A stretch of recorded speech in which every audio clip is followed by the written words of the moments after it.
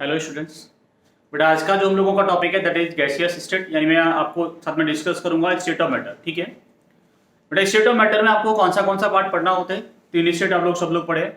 एक हम लोग पढ़ते हैं सॉलिड, दूसरा होता है लिक्विड, तीसरा हम लोगों के पास गैस। ठीक है, बट इन केमिस्ट्री दो पार्ट आपको मैं डिस्कस करूंगा। एक तो जो रहेगा गैसियस स्टेट और दूसरा वाला क्या रहेगा बेटा, सॉलिड।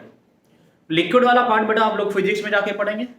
तो आज जो मैं स्टार्टिंग कर रहा हूँ that is from the gas. ठीक है बेटा, गैस क्या होता है, सॉलिड लिक्विड गैस का डिफरेंस क्या होता है? बेसिक डिफरेंस मैं आपको बता दूं तो बेटा कंप्रेसिबिलिटी का होता है कि जो गैस होते हैं 2000 हाईली कंप्रेसिबल, उनको आप लोग काफी ज्यादा कंप्रेस कर सकते हैं। लेकिन सॉलिड्स या लिक्विड्स जो होते हैं बेटा वो दे आर नेग्लिजिबली कंप्रेसिबल। जो लिक्विड्स होते हैं और सॉलिड्स जो होते हैं वो कंप्रेसिबल नहीं होते, या फिर बोले कि उनका जो कंप्रेसिबिलिटी होता है वो बहुत ज्यादा कम होता है। ठीक है, तो बेसिक डिफरेंस कंप्रेसिबिलिटी का हो गया। हम लोग अभी बेटा क्या स्टार्ट करेंगे, हम लोग डिस्कस करने वाले हैं गैस के बारे में। बेटा गैस क्या होता है?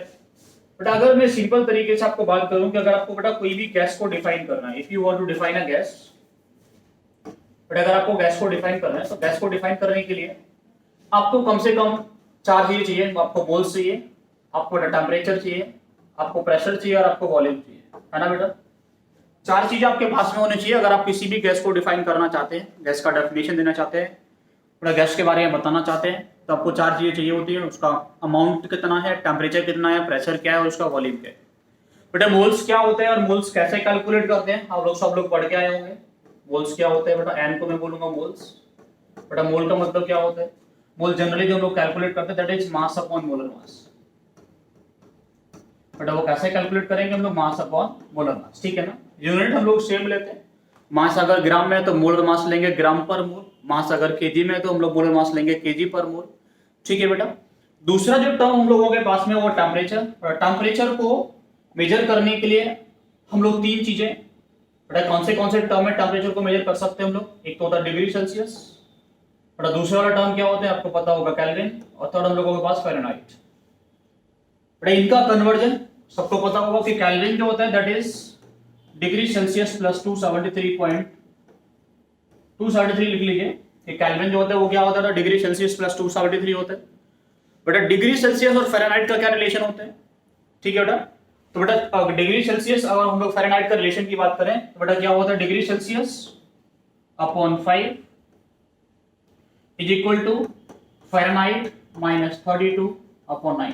ठीक है बेटा, तो ये वाले तरीके से आप लोग डिग्री सेल्सियस और फ़ारेनहाइट को आपस में इंटर कन्वर्ट कर सकते हैं, और आपको डिग्री सेल्सियस को अगर केल्विन में कन्वर्ट करना है तो बेटा 273 हम लोग ऐड कर सकते हैं।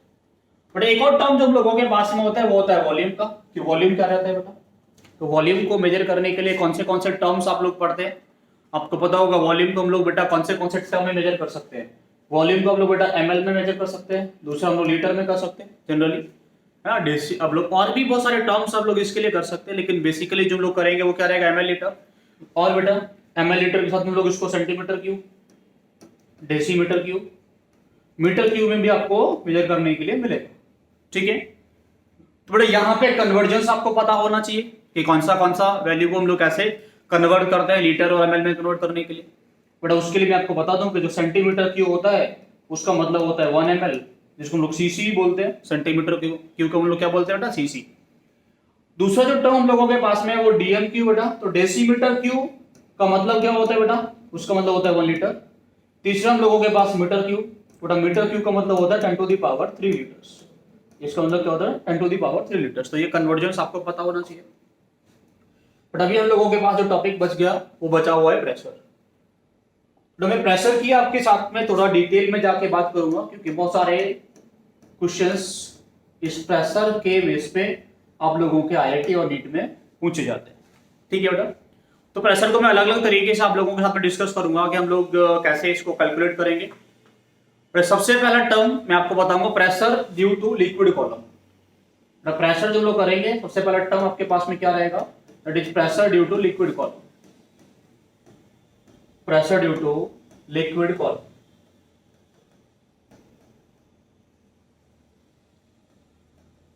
तो लिक्विड कॉलम की वजह से आप लोग कैसे प्रेशर निकालेंगे? तो बेटा आप लोग इसके लिए ऐसा समझो कि मान लो मेरे पास एक कंटेनर है बेटा, यहां तक उसमें क्या हो बेटा, लिक्विड भरा हुआ है, कौन सी हाइट तक बेटा? इस लिक्विड का जो हाइट है वो क्या h है, यहाँ पे बेटा लिक्विड है, और इस लिक्विड का कुछ वेट होगा, आपको पता है वेट, तो बेटा वो कैसे एक्ट करेगा नीचे की तरफ, वेट इसका एक्ट करेगा बेटा नीचे की तरफ mg, है ना बेटा? सबको पता है वेट जो होता है वो डाउनवर्ड एक्ट करेगा, कितना होगा mg। आपको पता है प्रेशर क्या होता है बेटा? प्रेशर आप लोग सब पढ़ के आए होंगे, बेसिक डेफिनेशन प्रेशर का, कि जो प्रेशर होता है वो क्या होता है बेटा? Pressure is equal to force upon area. बेटा प्रेशर किसके इक्वल होता है? फोर्स अपॉन एरिया के इक्वल। फोर्स क्या होता है बेटा? फोर्स आपको दिया, फोर्स इज mg, तो इसको लिख सकते हैं ये किसके इक्वल होगा बेटा? mg upon area. बेटा फोर्स क्या होता है? mg के इक्वल होता है, तो प्रेशर कितना हो जाएगा बेटा? mg अपॉन a के इक्वल, आप इसको लिख सकते हैं। बेटा m क्या होता है? अगर मैं आपसे पूछूं कि इस लिक्विड का मास क्या होगा, तो मास क्या होता है बेटा? आप लोगों ने पढ़ा है कि density is equal to mass upon volume. तो बेटा मास क्या होगा? Mass will be equal to density into volume. बेटा मास किसके इक्वल होगा? डेंसिटी इनटू वॉल्यूम के इक्वल। बेटा अगर मैं बात करूं मास की, तो मास को लिख सकता हूं डेंसिटी इनटू वॉल्यूम। बेटा वॉल्यूम क्या होगा? इस लिक्विड का आपसे पूछ जाए वॉल्यूम क्या होगा, तो वॉल्यूम क्या होता है बेटा? क्या होता है? Area of base into height. सब लोगों ने पढ़ा है कि वॉल्यूम कैसे निकालेंगे। वॉल्यूम का मतलब क्या होता है? Area of base into height.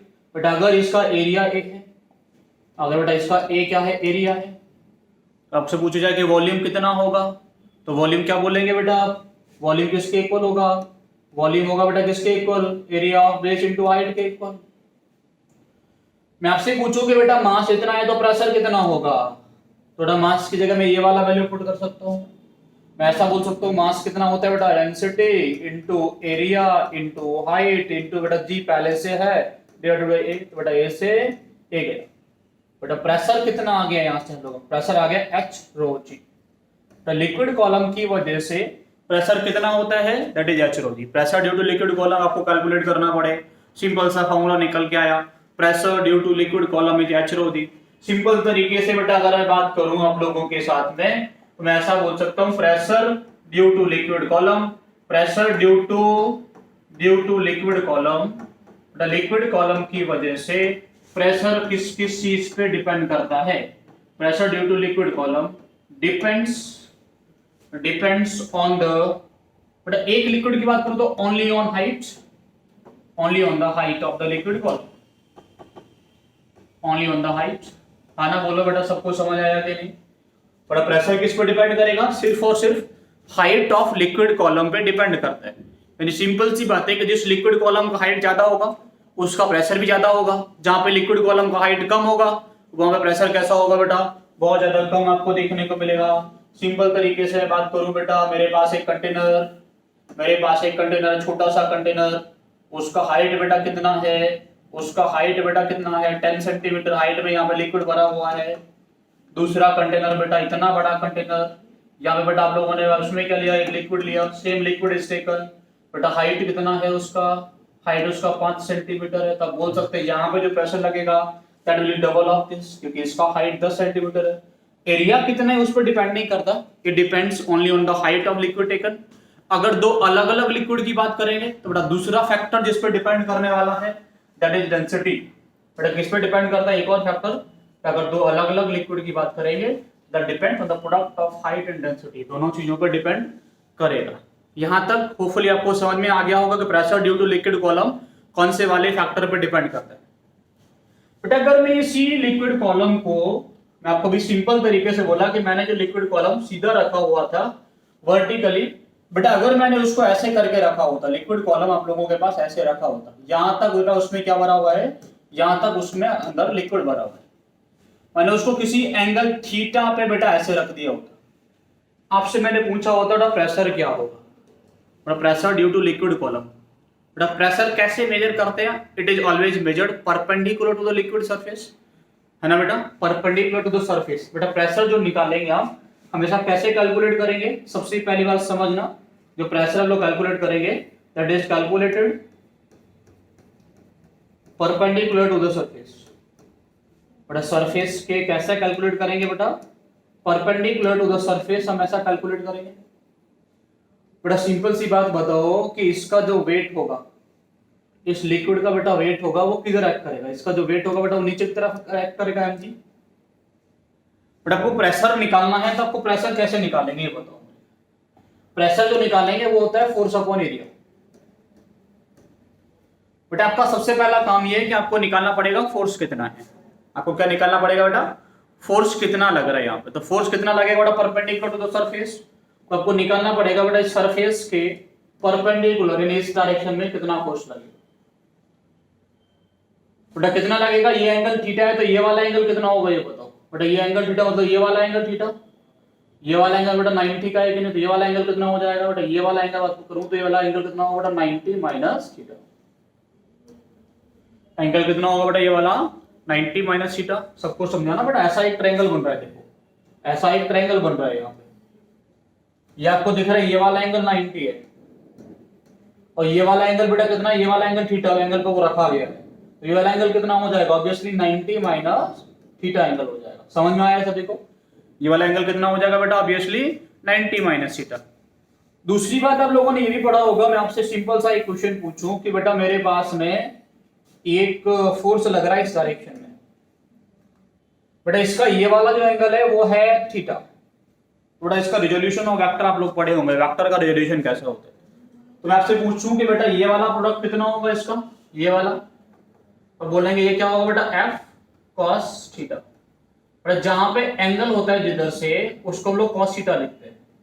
बेटा इसको मैं क्या लिखूंगा एफ साइन थीटा, है कि नहीं, समझ आ रहा है कि नहीं। अगर सिमिलरली मैंने ऐसे लिखा होता, देखो अगर ये वाला एंगल थीटा दिया होता तो इसको लिखते, इसको लिखते हैं एफ कॉस थीटा। इधर से एंगल लेते हैं उसको लिखते हैं कॉस, और बेटा दूसरा जो प्रोडक्ट होता है उसको क्या लिखते हैं हम लोग एफ साइन थीटा।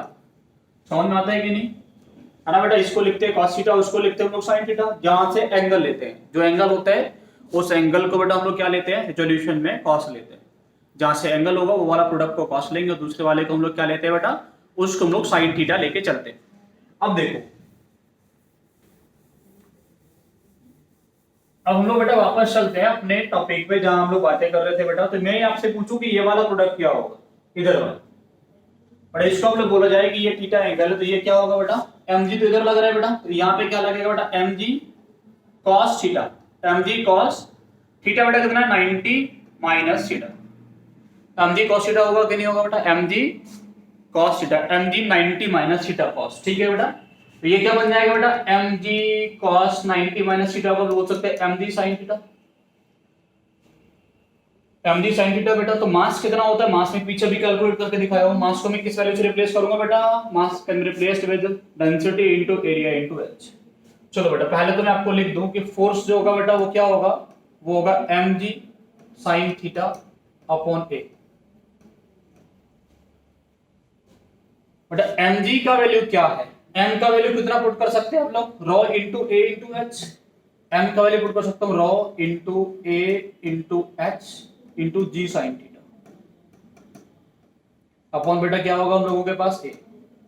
बेटा सिंपल सा वे है, फिर से हम लोग बोलेंगे a से बेटा क्या हो जाएगा, a कैंसिल हो गया, a से बेटा a कैंसिल हो गया, तो आपके पास क्या बचने वाला है, यू विल गेट, यहाँ pressure will be equals to h rho g sine theta.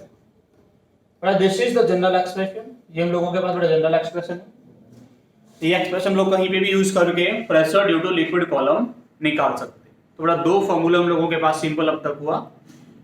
एक तो हम लोग अगर रखा है सिर्फ वर्टिकल डायरेक्शन में रखा होता है एंगल 90 पे, तो हम लोग बोलेंगे क्या होता है एच रो जी। अगर बेटा किसी भी एंगल पे रखा हुआ तो सिंपल सा हम लोगों के पास एक फॉर्मूला बन गया, that is h rho g sine theta. बेटा ये वाला फॉर्मूला जनरल है, ये वाला फॉर्मूला हम लोग कहीं पे भी इंप्लीमेंट करके pressure due to liquid column निकाल सकते हैं। ठीक है बेटा, यहां तक सब कुछ समझ में आया। तो pressure due to liquid column कैसे मेजर किया जा सकता है वो समझ में आ गया सभी को, ठीक है।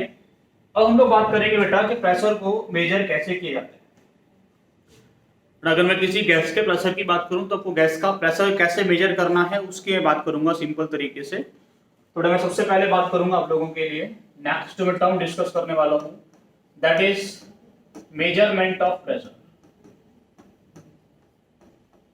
बेटा किसका मेजरमेंट की बात करूंगा मैं, मेजरमेंट ऑफ प्रेशर की बात करूंगा बेटा। बेटा प्रेशर को हम लोग कैसे मेजर करते हैं। बेटा सबसे पहला मेजरमेंट में बात करूंगा बेटा measurement of atmospheric pressure.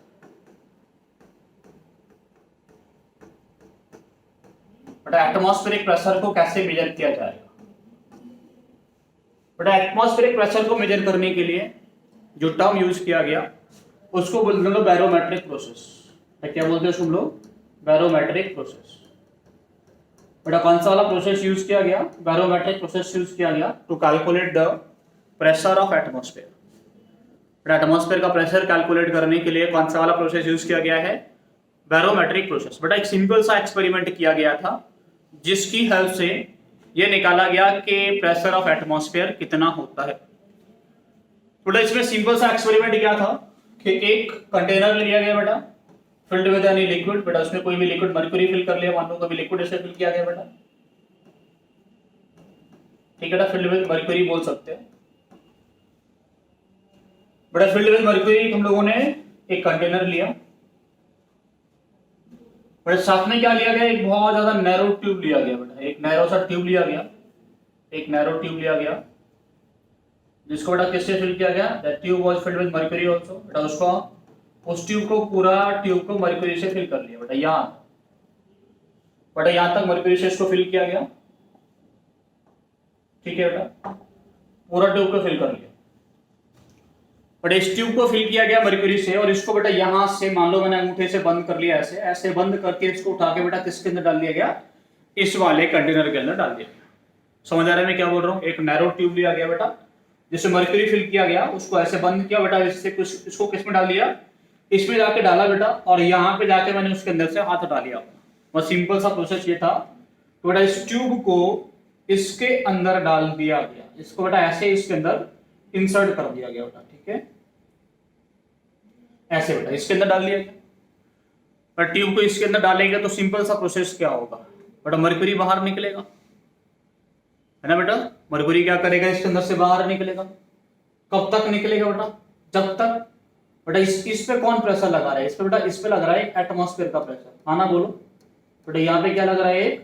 Pressure लग रहा है एटमॉस्फेयर का, बाहर की तरफ से प्रेशर लग रहा होगा। कौन सा वाला प्रेशर लग रहा होगा बेटा? यहाँ से एटमॉस्फेयर का प्रेशर लग रहा होगा। बेटा ये कब तक मर्क्यूरी निकलता रहेगा? जब तक इस पॉइंट पे ऊपर की तरफ लगने वाला प्रेशर और नीचे की तरफ लगने वाला प्रेशर दोनों इक्वल नहीं हो जाता। ये वाले पॉइंट पे बेटा, ये वाले पॉइंट पे ऊपर की तरफ लगने वाला प्रेशर और नीचे की तरफ लगने वाला प्रेशर बेटा क्या नहीं होता? इक्वल नहीं होता बेटा। यहाँ पे लिक्विड कौन है? सेम है, जो लिक्विड यहाँ पे लिया गया उसको यहाँ लिया गया। तो लिक्विड तो कुछ प्रेशर लगाएगा नहीं ऊपर की तरफ डायरेक्शन में। आपको पता है लिक्विड का जो प्रेशर होगा बेटा, वेट नीचे की तरफ एक्ट करेगा, तो ऊपर तो प्रेशर इसका कुछ लगना नहीं है। क्या बेटा ऊपर की डायरेक्शन में प्रेशर क्या लग रहा होगा? जो यहाँ से एटमॉस्फेयर का प्रेशर यहाँ पे लग रहा है वो वाला प्रेशर। बेटा नीचे की डायरेक्शन में इसका प्रेशर लगेगा, तो बेटा यहां से क्या हो गया? सिंपल तरीके से आप सोच सकते हैं कि कुछ मर्क्यूरी बाहर निकल के आ गया बेटा, कुछ मर्क्यूरी इसमें से निकल गया, ऊपर से इतना खाली होगा, ये वाला हाइट हम लोगों के पास बचा। तो आप बोल सकते हैं कि ये वाले पॉइंट पे लगने वाला, ऊपर से लगने वाला प्रेशर क्या है? Pressure of atmosphere. और नीचे से लगने वाला क्या है? Pressure of this liquid column. But अगर एक टाइम पे मर्क्यूरी निकलने से बंद हो जाएगा, निकलने से बंद हो गया, ये वाला हाइट बेटा क्या किया गया? This height was measured. बेटा ये हाइट जो मिला वो कितना मिला? वो मिला 76 सेंटीमीटर। मतलब कितना हाइट मिला? 76 सेंटीमीटर मिला। मतलब क्या हो गया बेटा? जो प्रेशर ऑफ एटमॉस्फेयर है, यहां से ये बात मिल गया कि जो प्रेशर ऑफ एटमॉस्फेयर है वो किसके इक्वल होता है बेटा? वो 76 सेंटीमीटर ऑफ Hg के इक्वल होता है। मतलब जितना 76 सेंटीमीटर ऑफ मर्क्यूरी प्रेशर लगाएगा उसी को उतनी बेटा प्रेशर क्या होता है? एटमॉस्फेयर होता है। यानी इसको बेटा 76 सेंटीमीटर ऑफ Hg को हम लोग 760 mm ऑफ Hg भी बोल सकते हैं। समझ में आ रहा है क्या बोल रहा हूँ? 76 सेंटीमीटर ऑफ Hg को हम लोग क्या बोल सकते हैं? 76 सेंटीमीटर को हम लोग 760 mm ऑफ Hg भी बोल सकते हैं। समझ में आ रहा है कि नहीं? तो कैसे मेजर किया गया बेटा? सिंपल सा एक प्रोसेस था कि ट्यूब लिया गया मर्क्यूरी से फिल्ड, उसको बेटा इसके अंदर डाल दिया गया। मर्क्यूरी कब तक निकलेगा? जब तक निकलेगा जब तक प्रेशर ऑफ एटमॉस्फेयर बेटा क्या हो जाएगा? जब तक इस वाले पार्ट का प्रेशर इस एटमॉस्फेयर के प्रेशर के इक्वल नहीं हो जाता। बेटा ये वाला हाइट मेजर किया गया, कितना मिला? 76 सेंटीमीटर मिला। हम लोग बोलते बेटा प्रेशर ऑफ एटमॉस्फेयर होता है वो कितना होता है? वो होता है 76 सेंटीमीटर ऑफ Hg, या वो 760 mm ऑफ Hg के इक्वल होता है। समझ में आया बेटा यहां तक सभी को? ठीक है बेटा, बात ये हो गई कि हम लोग जो प्रेशर ऑफ एटमॉस्फेयर है, प्रेशर जो होता है, प्रेशर को बेटा हम लोग क्या कर सकते हैं? Pressure can be measured, can also be measured. Pressure can also be measured in बेटा pressure can also be measured in height, in term of height of liquid column, in term of height of liquid column में भी बेटा हम लोग क्या कर सकते हैं, इसको मेजर कर सकते हैं बेटा। इन term of height of liquid column भी हम लोग क्या कर सकते हैं, प्रेशर को मेजर कर सकते हैं। सिंपल सा तरीका, अगर हम लोगों को प्रेशर मेजर करना होगा तो मैं क्या कर सकता हूँ बेटा, उसको मैं हाइट ऑफ लिक्विड कॉलम के टर्म में भी मेजर कर सकता हूँ आसानी से। यहां तक समझ में आया बेटा?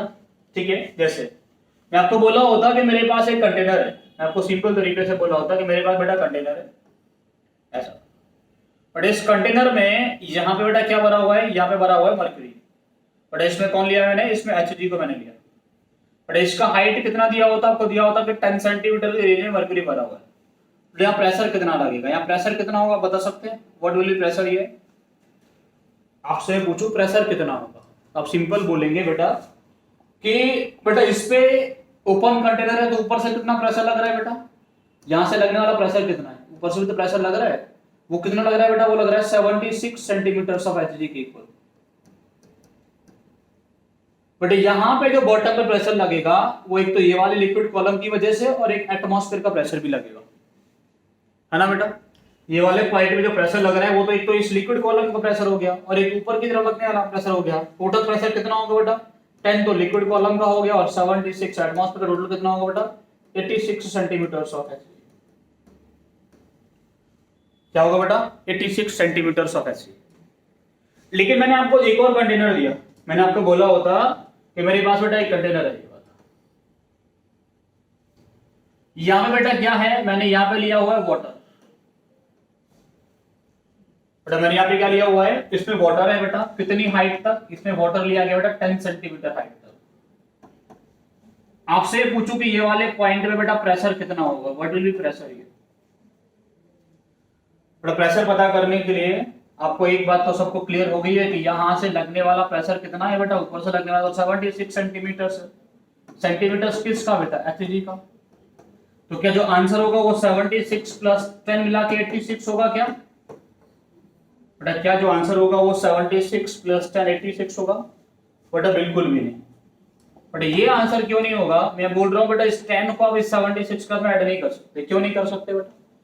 इस 10 के साथ में 76 को ऐड क्यों नहीं कर सकते? क्योंकि जो 10 सेंटीमीटर है वो वाटर का है और जो 76 सेंटीमीटर है वो किसका है बेटा, मरक्यूरी का। या तो आप इसको 10 सेंटीमीटर को सेंटीमीटर ऑफ मरक्यूरी में कन्वर्ट कर लो, या फिर सेंटीमीटर ऑफ मरक्यूरी को आप लोग सेंटीमीटर ऑफ वाटर में कन्वर्ट कर लो। समझ में आ रहा है बेटा आपको? सेम यूनिट को आप ऐड कर सकते हैं, तो अलग अलग यूनिट को आप कभी भी ऐड नहीं कर सकते। तो ऐसा नहीं कर सकते कि आप 76 सेंटीमीटर ऑफ Hg को 10 सेंटीमीटर ऑफ वाटर के साथ में ऐड कर दें। ऐसा अगर आप ऐड करना चाहते हो आपको क्या करना पड़ेगा बेटा, इसको सेंटीमीटर्स ऑफ Hg में कन्वर्ट करना पड़ेगा 10 सेंटीमीटर्स ऑफ वाटर को। उसको कैसे कन्वर्ट करेंगे बेटा, सिंपल सा प्रोसेस है। बट इसको कन्वर्ट करने के लिए मान लो आपके पास में कंटेनर बेटा,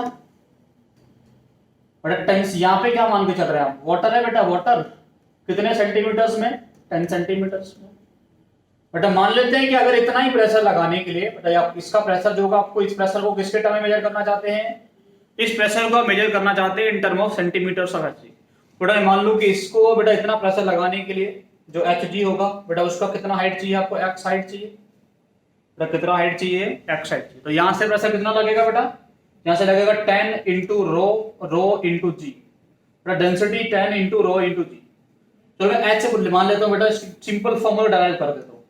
बट यहां फॉर्मूला क्या होगा, h height into rho of बेटा किसका, water into g will be equal to x into density of बेटा किसका, मर्क्यूरी इंटू जी। बेटा जी से जी गया बेटा, जो x आएगा वो किसके इक्वल आ जाएगा, वो आएगा बेटा h into density of water upon density of mercury. Density of water कितना होता है, सबको पता होगा ना बेटा, डेंसिटी ऑफ वाटर कितना होता है, 1 ग्राम पर ml या 1 kg पर लीटर।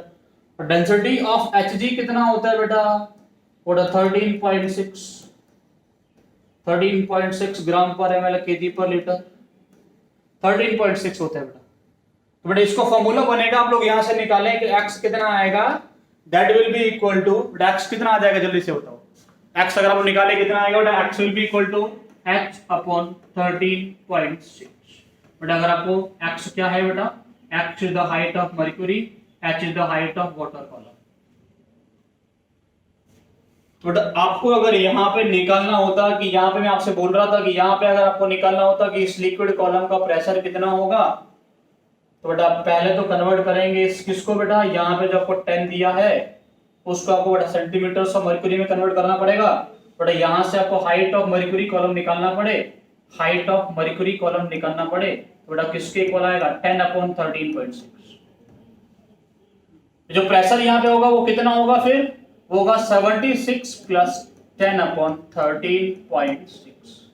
इट इज क्लियर बेटा, समझ आ रहा है कि नहीं आ रहा बेटा? बहुत आसान है, आपको हम लोग इतना इजी तरीके से बेटा पढ़ाने वाले हैं, आपको हर कॉन्सेप्ट के डेप्थ में लेके जाएंगे, कोई भी कॉन्सेप्ट डायरेक्टली हम लोग नहीं बताने वाले, ठीक है बेटा? तो कोई भी टॉपिक ऐसा नहीं रहेगा जिसका हम लोग विदाउट डेरिवेशन कोई भी चीज नहीं देंगे, सबका विद प्रूफ आपको सारी चीजें बेटा अच्छे तरीके से पढ़ाई जाएंगी।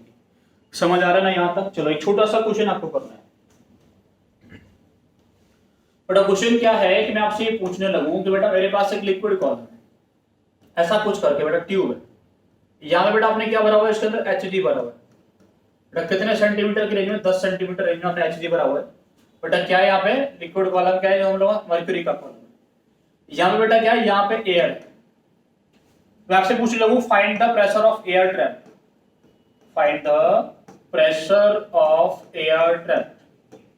बेटा हर जगह पे जो एयर हम लोगों ने ट्रैप करके रखा है उसका प्रेशर आपसे पूछे जाए, find the pressure of air trap. बेटा जो एयर ट्रैप किया गया उसका आपसे प्रेशर पूछे कितना होगा तो बता सकते हैं यहाँ पे इस वाले केस में कितना प्रेशर होगा, ऐसे रखा मैंने ट्यूब को। दूसरा क्वेश्चन आपसे पूछा होता कि मैंने ट्यूब को बेटा ऐसा रख दिया होता, ऐसे करके मैंने ट्यूब को रखा हुआ है, यहाँ पे बेटा हम लोगों के पास कितने सेंटीमीटर की रेंज में, 10 सेंटीमीटर की रेंज में मर्क्यूरी भरा हुआ है, कौन है बेटा, एचजी। तीसरा केस में पूछूं कि आप मैंने ट्यूब को ऐसे रख दिया हो बेटा, ऐसे करके रख दिया होता, कितने सेंटीमीटर की रेंज में बेटा, 10 सेंटीमीटर की रेंज में मैंने ट्यूब को ऐसे रखा है। यहाँ पे बेटा क्या भरा हुआ है, मर्क्यूरी भरा हुआ है। आपसे पूछो प्रेशर ऑफ एयर ट्रैप, यहाँ पे एयर है इसका प्रेशर कितना होगा, या पूछो यहाँ पे एयर है इसका प्रेशर कितना होगा, आप बता सकते हैं बेटा। What will be the pressure of air trapped in each case, पहले वाले केस में कितना होगा, दूसरे वाले केस में कितना होगा और तीसरे वाले केस में मिलने वाला है। तो बेटा सबसे पहले एक एक करके हम लोग इनको सॉल्व करते हैं। बेटा सबसे पहला पार्ट आपको पूछे कि इस वाले केस में pressure of the air trapped कितना होगा। बेटा एक बात समझना कि लिक्विड कॉलम का बेटा वेट कैसे एक्ट करता है, वेट जो एक्ट करता है वो डाउनवर्ड एक्ट करता है। बेटा नीचे की तरफ ही तो वेट एक्ट करेगा ना, बेटा इसका वेट कैसे एक्ट करता है, डाउनवर्ड। बेटा इसका वेट हॉरिजॉन्टल डायरेक्शन में एक्ट करेगा क्या, बेटा किसी भी लिक्विड का जो वेट एक्ट करेगा दैट एक्ट्स डाउनवर्ड, बेटा डाउनवर्ड डायरेक्शन में वो एक्ट करते हैं, किसी और डायरेक्शन में एक्ट नहीं करता। तो बेटा जो इसका प्रेशर जो होगा वो किस डायरेक्शन में होगा, सिर्फ और सिर्फ डाउनवर्ड डायरेक्शन में।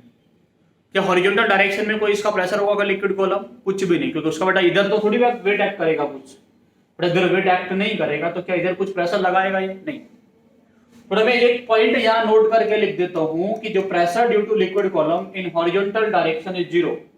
मैं क्या लिख देता हूँ बेटा, यहाँ पे एक पॉइंट नोट करके आप लोगों के लिए लिख देता हूँ कि pressure due to liquid column, pressure due to liquid column in horizontal direction, pressure due to liquid column in horizontal direction is 0। Horizontal direction में लिक्विड कॉलम की वजह से प्रेशर कैसा होता है बेटा, 0 होता है। Pressure due to liquid column in horizontal direction कैसा होता है, 0 होता है। बट उसका जो प्रेशर होगा वो हमेशा कौन सी वाली डायरेक्शन में एक्ट करेगा, वो वर्टिकली एक्ट करता है, क्योंकि उसका वेट जो होता है वो वर्टिकली एक्ट करता है। हॉरिजॉन्टल डायरेक्शन में जब वेट एक्ट नहीं करेगा तो प्रेशर भी नहीं होगा। तो सिंपल सी बात बेटा, यहां पे बेटा इस लिक्विड कॉलम की वजह से जो प्रेशर होगा वो तो होगा नहीं। अब अगर मर्क्यूरी का कॉलम यहां पे रखा हुआ है, यहां पे रखा होने का सिंपल सा मतलब क्या है, ये मर्क्यूरी कॉलम यहां पे क्यों रखा हुआ है बेटा, ये किधर साइड में घूम रहा है क्या, नहीं रेस्ट में यहाँ पे, तो क्यों घूम रहा है, क्योंकि इस पे इधर से लगने वाला प्रेशर और इधर से लगने वाला प्रेशर कैसा होगा बेटा, इक्वल रहा होगा। इतना प्रेशर इधर से लग रहा है उतना इधर से, तभी तो वो रेस्ट में, नहीं इधर से ज्यादा लगता तो इधर चला जाता, इधर से लगेगा तो इधर चला जाएगा। बट यहाँ पे अगर ये है रेस्ट पोजीशन में है तो इसका सिंपल सा मतलब ये है कि इधर से लगने वाला प्रेशर और इधर से लगने वाला प्रेशर बेटा कैसा है, इस पे इक्वल है। और इधर से कितना प्रेशर लग रहा होगा, इधर से लग रहा होगा प्रेशर ऑफ एटमॉस्फेयर के इक्वल, यानी कितना बेटा 76 centimetre of H. Pressure of air कितना आ जाएगा, प्रेशर ऑफ एयर ट्रैप्ड कितना आएगा बेटा यहाँ पे 76 सेंटीमीटर ऑफ एच जी के इक्वल निकल के आएगा। समझ आ रहा है बेटा कितना निकल के आएगा, pressure will be equal to 76 centimetre of H G. But अगर मैं यहां बात करूं आप लोगों से सेकंड वाले कंटेनर में, बेटा सेकंड वाले कंटेनर में बात करूं कि आप pressure of the air trapped निकालो, तो बेटा एक बार सोचना कि ये वाले पॉइंट पे बट आपको हर केस में ये देखना पड़ेगा कि ऊपर की तरफ लगने वाला प्रेशर कितना है और नीचे की तरफ लगने वाला प्रेशर क्या है। बेटा इसका जो वेट होगा वो नीचे की तरफ एक्ट करेगा कि नहीं करेगा, बेटा इसका वेट क्या करेगा, नीचे की तरफ एक्ट करेगा। ऊपर से लगने वाला प्रेशर, प्रेशर एटमॉस्फेयर नीचे की तरफ एक्ट करेगा, और जो बेटा एयर है इस प्रेशर ऑफ एयर ऊपर की तरफ। बेटा नीचे की तरफ क्या क्या लग रहा है, pressure due to liquid column नीचे की तरफ लगेगा। नीचे की तरफ क्या लग रहा है बेटा, प्रेशर ऑफ एटमॉस्फेयर नीचे की तरफ लग रहा है। बेटा ऊपर की तरफ क्या लग रहा है, pressure of air column. Pressure of air column बेटा कहां लग रहा है, ऊपर की तरफ लग रहा है। बेटा नीचे की तरफ लगने वाला प्रेशर और ऊपर की तरफ लगने वाला प्रेशर कैसा होगा, इक्वल, क्योंकि ये वाला ट्यूब, ये बड़ा बेटा पोर्शन कैसा मर्क्यूरी का रेस्ट में। बट अगर कोई भी प्रेशर ज्यादा कम होता तो ज्यादा प्रेशर से कम प्रेशर की तरफ ये मूव कर रहा होता। बट इसमें प्रेशर दोनों तरफ से इक्वल रहेगा, इसे प्रेशर कैसा रहेगा, दोनों तरफ से इक्वल रहेगा। तो बेटा मैं ऐसा बोल सकता हूं कि pressure of air column is equal to pressure of mercury column plus pressure of atmosphere. Pressure of mercury column कितना होगा 10, प्रेशर ऑफ एटमॉस्फेयर कितना होगा 76, टोटल मिला के कितना आएगा 86 सेंटीमीटर ऑफ एच। टोटल मिला के कितना आएगा बेटा 86 सेंटीमीटर ऑफ एच जी के इक्वल निकल के आएगा। समझ आ रहा है, चलिए वेरी गुड। बेटा दूसरा वाला क्वेश्चन देखते हैं, ये वाला एक बार वो बेटा एक बार सबको समझ में आ गया ना बेटा मैं क्या बोल रहा हूँ। इस वाले पार्ट में देखते हैं बेटा, इस वाले पार्ट में भी दो प्रेशर आपको देखने को मिलेंगे बेटा। बेटा नीचे की तरफ इसका वेट कैसे करेगा, नीचे की तरफ एयर का प्रेशर कैसा लगेगा, नीचे की तरफ एटमॉस्फेयर का लगा रहा होगा इधर की तरफ। बेटा इसमें डाउनवर्ड प्रेशर कौन सा है, प्रेशर ऑफ लिक्विड कॉलम नीचे की तरफ, प्रेशर ऑफ एयर नीचे की तरफ, ऊपर कौन लगेगा बेटा प्रेशर ऑफ एटमॉस्फेयर। बेटा एटमॉस्फेयर प्रेशर कहां लगा रहा होगा, ऊपर की तरफ लगा रहा होगा। एटमॉस्फेयर का प्रेशर ऊपर की तरफ, बाकी दो प्रेशर नीचे की तरफ। नीचे की तरफ कौन सा लग रहा है बेटा, pressure of this liquid column, pressure of air.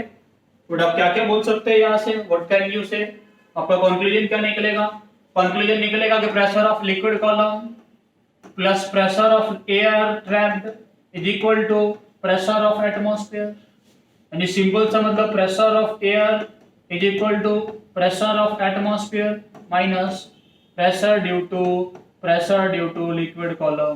बेटा क्या बोलेंगे आप लोग बोलेंगे प्रेशर ऑफ एयर कितना आ जाएगा बेटा यहाँ पे, that is 76 minus 10 that is 66 centimetre of H.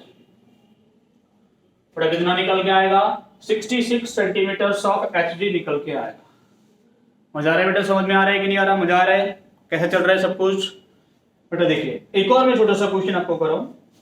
मैंने बोला था कि ट्यूब मेरे पास बेटा ऐसा रखा है, एंगल बेटा कितना है यहाँ पे, एंगल है 45 का।